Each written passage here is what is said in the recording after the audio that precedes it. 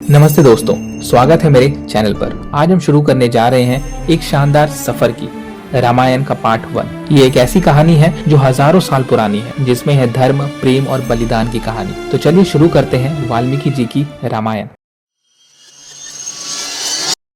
कहानी शुरू होती है अयोध्या के सुंदर नगरी से, जहाँ राजा दशरथ रहते थे। दशरथ एक न्यायप्रिय और शक्तिशाली राजा थे, लेकिन उनके दिल में एक दुख था, उन्हें कोई संतान नहीं थी। इस चिंता को दूर करने के लिए उन्होंने एक महायज्ञ किया, पुत्र कामेष्टि यज्ञ। यज्ञ का फल स्वरूप देवताओं ने उनको एक दिव्य खीर दी। राजा दशरथ ने ये खीर अपनी तीनों रानियों कौशल्या, कैकेयी और सुमित्रा के बीच बांट दी, और इस प्रसाद से पैदा हुए 4 पुत्र राम, लक्ष्मण, भरत और शत्रुघ्न। राम कौशल्या के पुत्र थे, सबसे बड़े और सबके प्रिय। उनका स्वभाव शांत, न्यायी और दयालु। लक्ष्मण सुमित्रा के पुत्र थे, राम के सबसे करीब। भरत और शत्रुघ्न भी अपने भाइयों से मिलजुल कर रहते थे। अयोध्या में खुशी का माहौल था, लेकिन यह सुख ज्यादा दिन तक नहीं चला।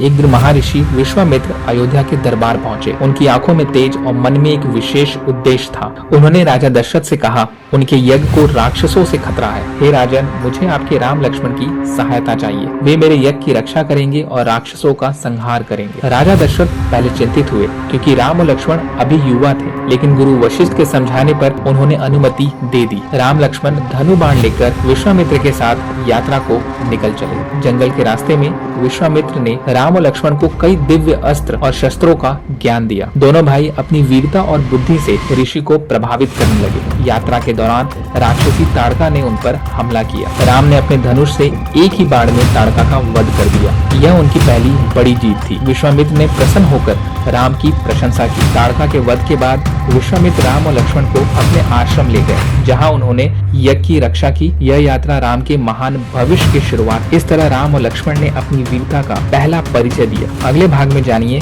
कैसे राम मिथिला पहुंचते हैं और सीता स्वयंवर में हिस्सा लेते हैं। दोस्तों, अगर आपको ये कथा पसंद आई तो लाइक और शेयर और सब्सक्राइब जरूर करें। मिलते हैं अगले भाग में।